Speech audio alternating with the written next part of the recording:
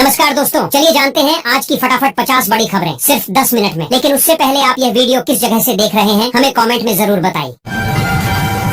केंद्र सरकार ने पेंशन धारकों के लिए बड़ी राहत दी है। अब उन्हें हर साल जीवन प्रमाण पत्र जमा करने की जरूरत नहीं होगी। सरकार ने फेस रिकॉग्निशन सिस्टम के जरिए ऑटो वेरिफिकेशन की सुविधा शुरू की है, जिससे पेंशन भोगियों को भुगतान अधिक सरल और तेज होगा।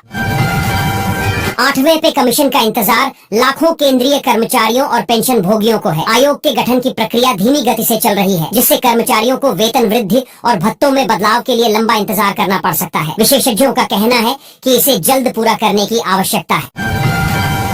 रेलवे भर्ती बोर्ड आरआरबी ने 2025 की नई भर्तियों की घोषणा कर दी है। इस बार करीब 90,000 से ज्यादा पदों पर आवेदन लिए जाएंगे। उम्मीदवार अक्टूबर के अंत तक ऑनलाइन फॉर्म भर सकते हैं। आरआरबी का कहना है कि चयन प्रक्रिया पारदर्शी और समयबद्ध तरीके से पूरी की जाएगी। मौसम विभाग आईएमडी ने उत्तर भारत में अगले 3 दिनों तक भारी बारिश की चेतावनी जारी की है। बिहार, उत्तर प्रदेश और उत्तराखंड के पहाड़ी क्षेत्रों में बर्फबारी की भी संभावना जताई गई है। लोगों को सतर्क रहने और सुरक्षित रहने की सलाह दी गई है।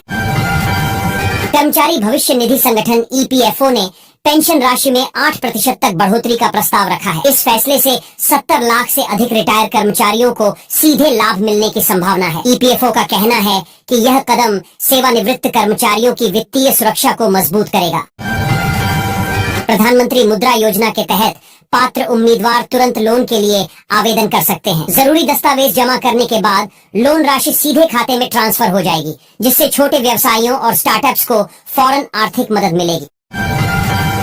राजस्थान सरकार ने युवाओं के लिए नई मुख्यमंत्री रोजगार सृजन योजना शुरू की है। इसके तहत 18 से 40 वर्ष के युवाओं को स्वरोजगार के लिए बिना ब्याज का ऋण प्रदान किया जाएगा। सरकार का कहना है कि यह योजना युवाओं को आत्मनिर्भर बनाने और रोजगार बढ़ाने में मदद करेगी।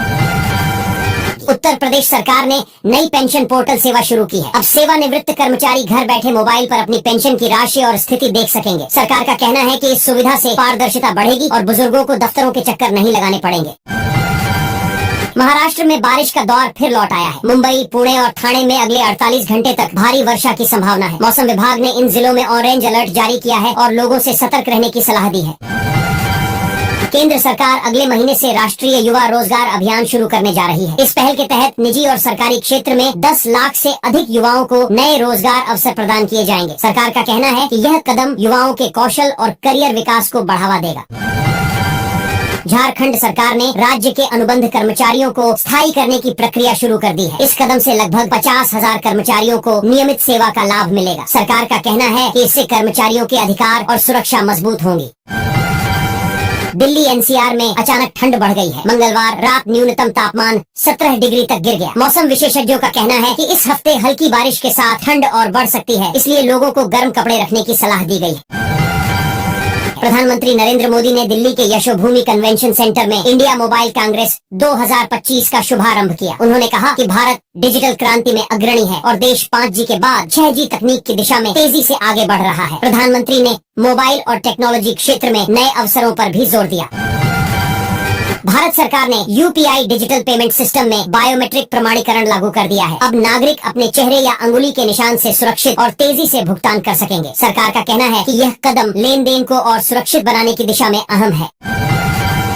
रिजर्व बैंक ऑफ इंडिया ने 8 अक्टूबर से डिपॉजिट टोकनाइजेशन पायलट प्रोजेक्ट शुरू किया है। इस नई पहल से बैंकिंग प्रणाली और अधिक डिजिटल, सुरक्षित और पारदर्शी बनेगी। आरबीआई का कहना है कि इससे लेन देन प्रक्रिया आसान होगी और नकद पर निर्भरता कम करने में मदद मिलेगी।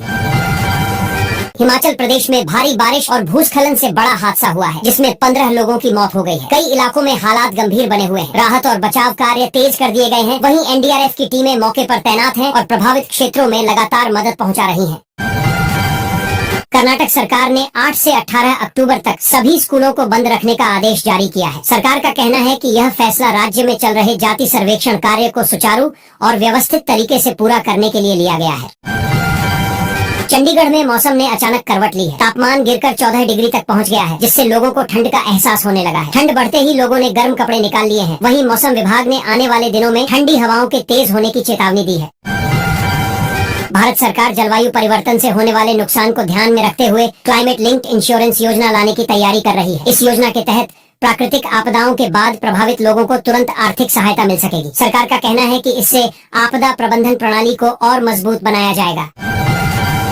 यूनाइटेड किंगडम के प्रधानमंत्री कीर स्टारमर भारत दौरे पर पहुंचे हैं। इस दौरान भारत और ब्रिटेन के बीच नए व्यापार और निवेश समझौते पर चर्चा की जा रही है। दोनों देश आर्थिक और रणनीतिक सहयोग को और मजबूत करने पर भी ध्यान दे रहे हैं।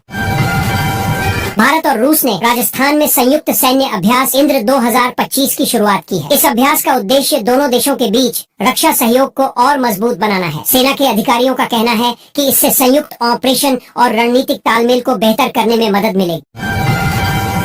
एयर इंडिया के बोइंग 787 विमान में आपातकालीन प्रणाली में तकनीकी गड़बड़ी पाई गई है। इस मामले पर नागरिक उड्डयन मंत्रालय ने गंभीरता दिखाई है और बोइंग कंपनी से विस्तृत रिपोर्ट तलब की है। फिलहाल विमान की जांच जारी है और सुरक्षा मानकों की समीक्षा की जा रही है। भारतीय रिजर्व बैंक ने बैंकों के लिए क्रेडिट रिस्क से जुड़े नियमों में बदलाव का प्रस्ताव दिया है। आरबीआई का कहना है कि इस कदम से बैंकिंग प्रणाली और अधिक मजबूत, सुरक्षित और पारदर्शी बनेगी। साथ ही यह कदम वित्तीय स्थिरता को बढ़ाने में अहम भूमिका निभाएगा। सोने की कीमतों में लगातार बढ़ोतरी देखने को मिल रही है। अंतर्राष्ट्रीय बाजार में निवेशकों के भरोसे के चलते भारत में सोना अब तक के उच्चतम स्तर पर पहुंच गया है। विशेषज्ञों का कहना है कि वैश्विक मांग और आर्थिक अनिश्चितता इस तेजी के मुख्य कारण है। एलजी इलेक्ट्रॉनिक्स इंडिया अपने आईपीओ की तैयारी कर रही है। अनुमान है कि कंपनी करीब 8.7 अरब डॉलर के मूल्यांकन के साथ शेयर बाजार में प्रवेश कर सकती है। विशेषज्ञों का कहना है कि यह कदम कंपनी के विकास और निवेशकों के लिए नए अवसर खोल सकता है। भारत और चीन ने 6 साल बाद फिर से उड़ान सेवाओं को शुरू करने पर सहमति जताई है। यह कदम दोनों देशों के बीच संबंधों में सुधार और संपर्क बढ़ाने का संकेत माना जा रहा है। विमान सेवाओं की बहाली से व्यापार और यात्री यात्रा दोनों को बढ़ावा मिलने की संभावना है। सुप्रीम कोर्ट ने असम भाजपा को एआई वीडियो विवाद को लेकर नोटिस जारी किया है। अदालत ने इस मामले की सुनवाई 28 अक्टूबर को तय की है। अधिकारियों का कहना है कि इस मामले में सबूत और कानूनी पहलुओं की गहन समीक्षा की जाएगी।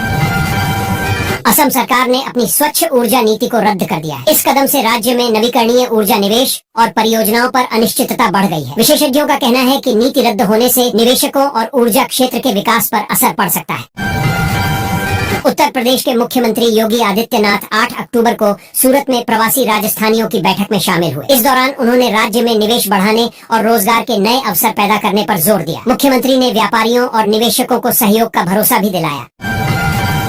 राजस्थान के बाड़मेर जिले में 2 दिवसीय थार महोत्सव की शुरुआत हो गई है। इस उत्सव में लोक नृत्य, ऊंट दौड़ और विभिन्न सांस्कृतिक कार्यक्रमों का आयोजन किया जा रहा है। आयोजकों का कहना है कि यह महोत्सव स्थानीय कला और संस्कृति को देश विदेश में प्रस्तुत करने का अवसर है। भारत के मौसम विभाग आईएमडी ने चेताया है कि आने वाले दिनों में उत्तर भारत में भारी बारिश हो सकती है। वहीं पहाड़ी इलाकों में बर्फबारी की संभावना है। मौसम विभाग ने लोगों से सतर्क रहने और सुरक्षित रहने की सलाह दी है।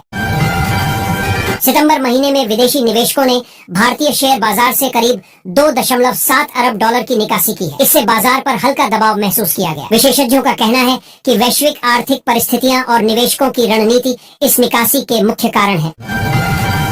प्रधानमंत्री नरेंद्र मोदी ने नई दिल्ली के विज्ञान भवन में आयोजित विशेष दीक्षांत समारोह में आईटीआई के टॉपर्स को सम्मानित किया। इस अवसर पर उन्होंने युवाओं के लिए 62,000 करोड़ रुपए मूल्य की नई योजनाओं की भी घोषणा की, जिससे रोजगार और कौशल विकास को बढ़ावा मिलेगा।